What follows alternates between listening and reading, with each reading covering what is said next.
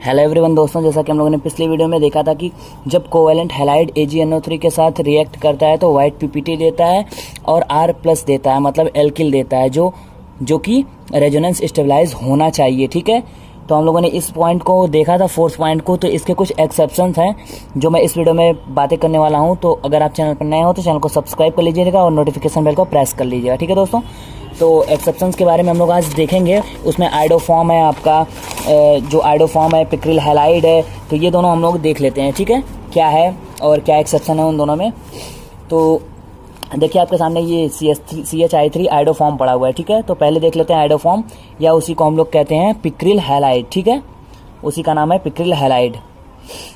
तो आइडोफॉर्म का जैसा कि आप स्ट्रक्चर सामने देख रहे हैं, NO2 तीन NO2 लगे होते हैं इसके आर्थो और पैरा पे। ठीक है, तो आर्थो, दो आर्थो पे, एक पैरा पे, और यहाँ ऊपर ये हैलोजन लगा हुआ था। कोई भी हैलोजन हो सकता है, क्लोरीन, ब्रोमीन या फिर नियान आर्गन, कोई भी हो सकता है। ठीक है, मतलब हैलोजन है। तो यहाँ पे क्या है कि ये दोनों AgNO3 से रिएक्ट करते हैं, मतलब ये पिक्रिल हैलाइड और आइडोफॉर्म जो है आपका, ये आइडोफॉर्म और पिक्रिल हैलाइड दोनों एक ही बात है। तो ये दोनों AgNO3 से रिएक्ट करते हैं और CH3 जो होता है, आइडोफॉर्म जो होता है, वाइट पीपीटी देता है, लेकिन पिक्रिल हैलाइड भी वाइट पीपीटी देता है, मतलब वाइट प्रेसिपिटेट दोनों देते हैं। ठीक है, जबकि दोनों ही रेजोनेंस स्टेबलाइज नहीं हो रहे हैं। तो हम लोगों का पिछला पॉइंट जो था उसमें क्या था कि जो एल्किल हैलाइड होता है या फिर जो एल्किल मिलता है वो रेजोनेंस स्टेबलाइज होना चाहिए, लेकिन यहाँ पे क्या है कि ये जो दोनों AgNO3 के साथ रिएक्ट तो करते हैं, लेकिन CH3 और पिक्रिल हैलाइड दोनों वाइट पीपीटी देते हैं, लेकिन दोनों रेजोनेंस स्टेबलाइज नहीं होते हैं। ठीक है, नहीं हो रहे हैं, रेजोनेंस स्टेबलाइज नहीं हो रहे हैं, फिर भी ये वाइट पीपीटी दे रहे हैं। तो ये आपका एक्सेप्शन है। ठीक है दोस्तों, तो हम लोगों ने एक्सेप्शन देख लिया। तो इसके बाद हम लोग फिफ्थ पॉइंट देखने वाले हैं, जो कि स्टेबिलिटी ऑफ सब्स्टिट्यूटेड बेंजिल या फिर बेंजाइल कार्बोकैटायन जिसे हम लोग कहते हैं। तो इसकी स्टेबिलिटी पे हम लोग चर्चा करने वाले हैं। ठीक है दोस्तों, तो वीडियो को स्किप ना करिएगा, वीडियो को पूरी देखिए। तो आइए बातें करते हैं stability of substituted benzyl carbocation. जैसा कि आपके सामने ये बेंजाइल कार्बोकैटायन पड़ा हुआ है, इस कार्बन के ऊपर पॉजिटिव चार्ज और ये आपका बेंजीन, बीच में एक ग्रुप लगा हुआ है। G का मतलब होता है ग्रुप। यहाँ पे कोई भी ग्रुप हो सकता है और कहीं भी हो सकता है, वो आर्थो पे भी हो सकता है, मेटा पे भी हो सकता है और पैरा पे भी हो सकता है। ठीक है, तो बीच में लगाने का मतलब यही है, मीन्स ये कहीं पे भी अटैच हो सकता है। ठीक है, तो अगर ग्रुप, जो ये ग्रुप लगा हुआ है, अगर ये ग्रुप डिफरेंट हो तो सिर्फ मोस्ट डोमिनेटिंग इफेक्ट को देखते हैं, लेकिन अगर ग्रुप सेम हो तो सारे इफेक्ट देखते हैं। किसके लिए? स्टेबिलिटी चेकअप करने के लिए। ठीक है, अगर हमें स्टेबिलिटी कंपेयर करनी होती है तो देखना पड़ता है कि अगर ग्रुप डिफरेंट है तो सिर्फ मोस्ट डोमिनेटिंग जो इफेक्ट होता है, आई इफेक्ट या आर इफेक्ट, जिसे हम लोग रेजोनेंस इफेक्ट, आर इफेक्ट को रेजोनेंस इफेक्ट भी कहते हैं और आई इफेक्ट को इंडक्टिव इफेक्ट भी कहते हैं। ठीक है, तो हमें वो देखना रहता है, लेकिन अगर ग्रुप सेम होता है तो सारे इफेक्ट देखना पड़ता है। ठीक है, तो एक एग्जाम्पल के माध्यम से इसे हम लोग समझ लेते हैं। मैं इसे थोड़ा सा बड़ा करता हूँ।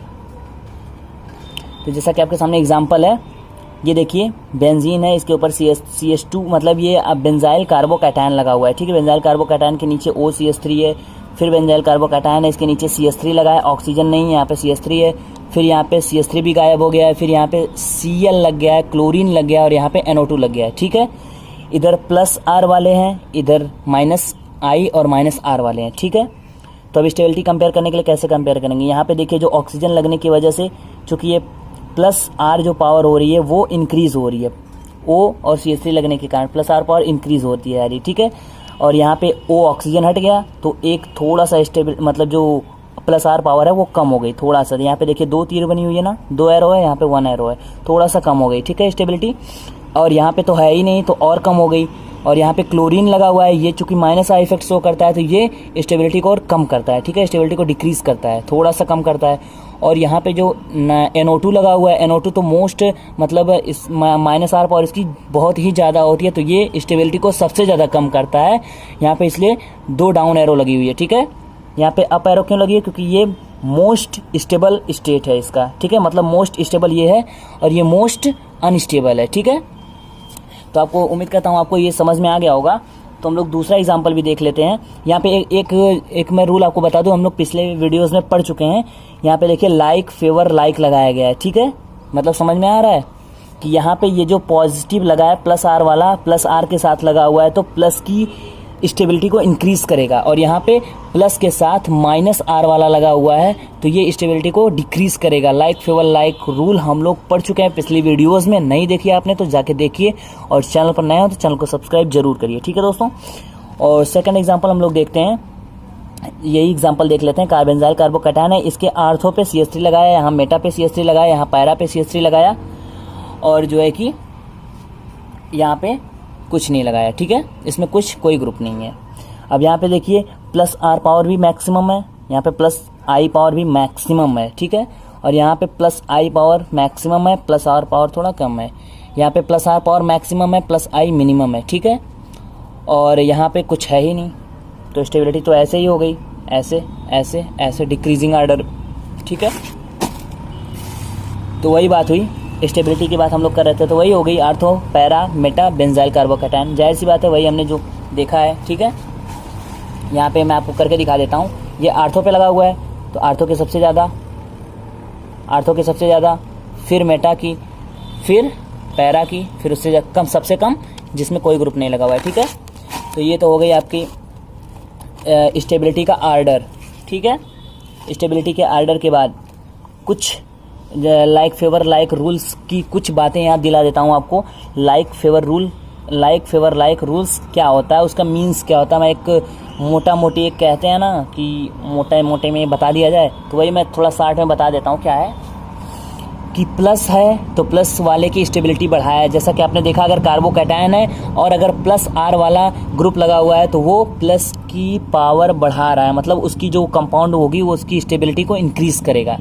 लेकिन अगर वही माइनस, अगर जैसे बेंजाइल कार्बोकैटायन है और वहाँ पे कोई माइनस आर ग्रुप वाला लग गया तो वो उसकी स्टेबिलिटी को डिक्रीज करेगा, स्टेबिलिटी को घटाएगा। यहाँ पे देखिए प्लस वाला प्लस की बढ़ाएगा, माइनस वाला माइनस की बढ़ाएगा, लेकिन अगर प्लस वाला माइनस के साथ लगा हुआ है तो वो स्टेबिलिटी को घटाएगा, ठीक है। ये यहाँ पे लिखा नहीं है लेकिन मैं आपको बता रहा हूँ, यहाँ से आप देख लीजिए ना, प्लस वाला प्लस की बढ़ा रहा है, माइनस वाला माइनस की बढ़ा रहा है, तो जाहिर सी बात है प्लस वाला माइनस की घटाएगा या फिर माइनस वाला प्लस की घटाएगा, ये तो कॉमन सेंस की बात है। और प्लस आर क्या है, प्लस आर बराबर ड्यू टू लोन पेयर, ठीक है, minus I due to electronegative, है ना। तो मतलब ये जो प्लस आर होता है ड्यू टू लोन पेयर होता है, माइनस आई जो होता है ड्यू टू इलेक्ट्रोनिगेटिव होता है, आई जो होता है वो स्टेबलाइजिंग फैक्टर होता है, resonance is dominating over inductive. ये आपको याद रखनी है, ये बात भले ही हम लोग 60 में पढ़ रहे हैं लेकिन ये बात बहुत मायने रखती है कि resonance is dominating over inductive effect, ठीक है। रेजोनेंस हमेशा इंडक्टिव इफेक्ट के ऊपर हावी होता है, वो कहते हैं ना कि बाप होता है, तो वही बात है यहाँ पे कि इंडक्टिव इफेक्ट कितना भी मैक्सिमम हो लेकिन अगर रेजोनेंस है तो resonance is dominating over inductive effect, ठीक है दोस्तों। तो उम्मीद करता हूँ आपको एग्जांपल समझ में आया होगा। बाकी नेक्स्ट एग्जांपल तो है हमारे पास, लेकिन उसके बारे में हम लोग नेक्स्ट वीडियो में पढ़ेंगे। अगर वीडियो आपको पसंद आया हो तो वीडियो को लाइक करिए और चैनल को सब्सक्राइब करिए, और कोई भी प्रॉब्लम हो तो नीचे कमेंट बॉक्स में कमेंट करिए, ठीक है दोस्तों। तो मिलते हैं नेक्स्ट वीडियो में नेक्स्ट एग्जांपल के साथ। थैंक यू, धन्यवाद।